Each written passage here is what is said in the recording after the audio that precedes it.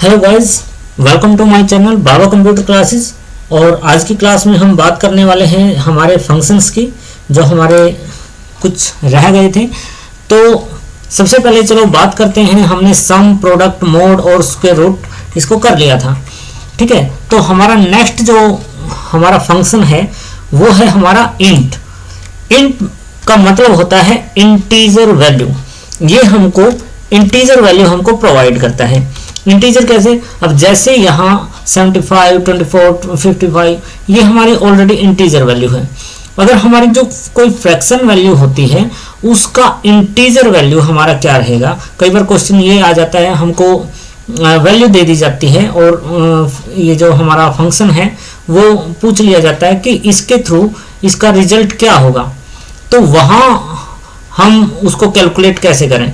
तो डायरेक्टली हमें पता होना चाहिए ये सिर्फ इंटीजर वैल्यू, मतलब ये जो फ्रैक्शन वैल्यू को हटाकर जो एग्जैक्ट इंटीजर वैल्यू बचती है उसका रिजल्ट ये हमको प्रोवाइड करता है। अब जैसे मैं इस वैल्यू को ले रहा हूँ, ठीक है। जैसे मैंने क्लिक किया, इसका एड्रेस यहाँ पे आ गया है और इसको मैं जैसे ही एंटर करता हूँ इसकी इंटीजर वैल्यू, यहाँ से इसका जो इंटीजर है सिर्फ वो वैल्यू इसने यूज कर लिया है। उसके बाद हमारा नेक्स्ट हम बात करते हैं पावर।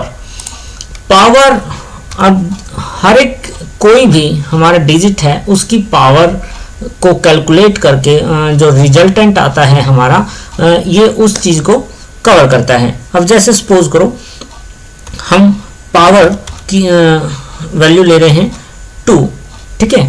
2 की हम कितने टाइम्स में, अगर हमको 2 की पावर 4 करना है तो उसका क्या रिजल्ट हमारा रहेगा। तो उस तरह से ये 2 की 4 टाइम्स मल्टीप्लाई करके हमको एक साथ रिजल्टेंट हमको प्रोवाइड कर देता है। इसी तरह से सपोज करो हम यहाँ 2 की पावर 20 ले लेते हैं तो कितनी वैल्यू हमारी यहाँ तक आ जाएगी, वो हमारा डायरेक्टली यहाँ पे रिजल्ट आ गया है, ठीक है। तो इसको पावर के रूप में यूज किया जाता है कि किसी भी वैल्यू की कितनी पावर, उसको कैलकुलेट करने के लिए ये यूज होता है। अब बात करते हैं काउंट।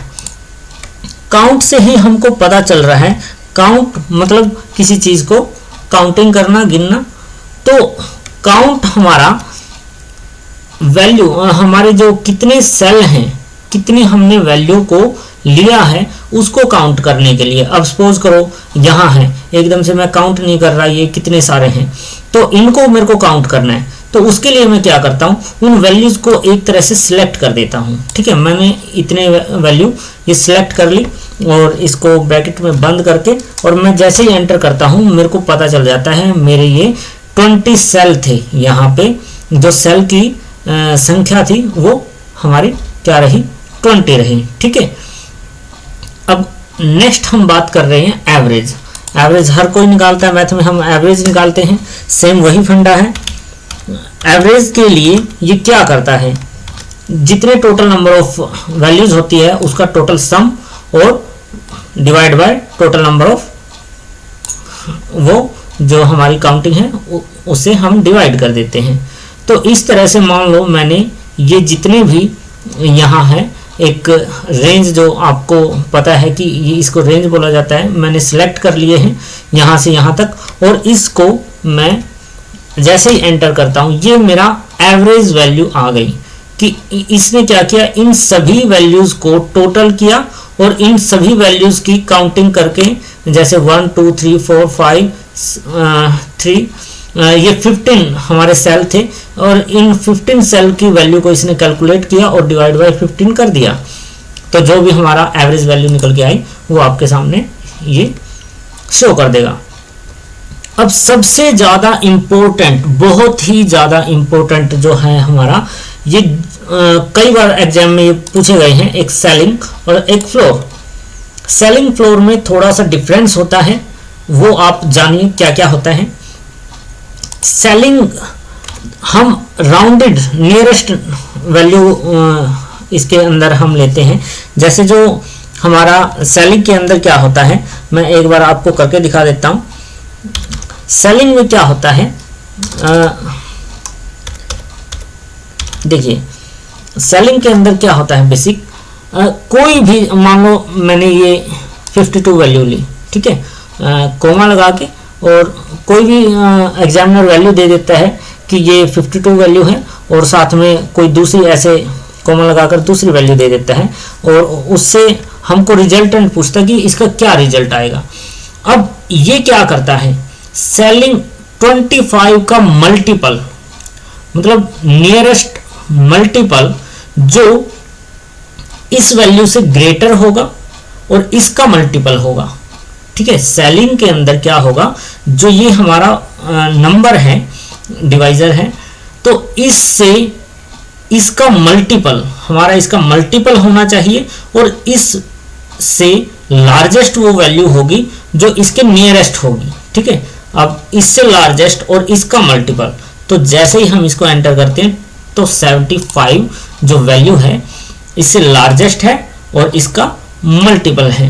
सेम इसका थोड़ा सा उल्टा हो जाता है फ्लोर के अंदर, ठीक है। फ्लोर के अंदर क्या होता है, सेम कोई भी हमने मान लो यही वैल्यू ली, ठीक है, और इसके बाद हमने ये वैल्यू इससे डिवाइड किया। ये क्या करता है, फ्लोर क्या करेगा, फ्लोर जो भी ये वैल्यू है इसी के नियरेस्ट होगा, इसी का मल्टीपल होगा, लेकिन जो वैल्यू है वो इससे बिलो रहेगी, इससे कम रहेगी, वो इसी का मल्टीपल, इस डिवाइजर का मल्टीपल रहेगा, लेकिन इस वैल्यू से हमारी जो हमने नंबर दिया है उससे वैल्यू हमारी कम रहेगी। जैसे ही मैंने एंटर किया ये 50 वैल्यू आ गई, देखो 50 इसके नियरेस्ट है और इसी का मल्टीपल है, लेकिन इससे बिलो है, वो हमारा होता है फ्लोर के अंदर। सेकेंडली सेलिंग में क्या होता है, इसी जो हमारा नंबर है इससे लार्जेस्ट होगी, लेकिन इसका मल्टीपल रहेगी, वो हमारा किस में रहेगा, वो हमारा फ्लोर के अंदर रहेगा। आई होप ये आपको कुछ समझ में आया होगा।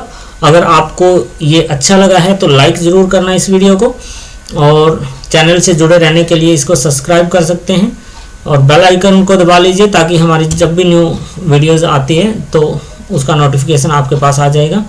तो इसी तरह से छोटी छोटी क्लासेस के अंदर हम जो भी है आपका कंटेंट से रिलेटेड, एग्ज़ाम से रिलेटेड क्वेश्चन को लेकर आएंगे। इसी तरह बने रहिएगा, और आगे के लिए थैंक यू।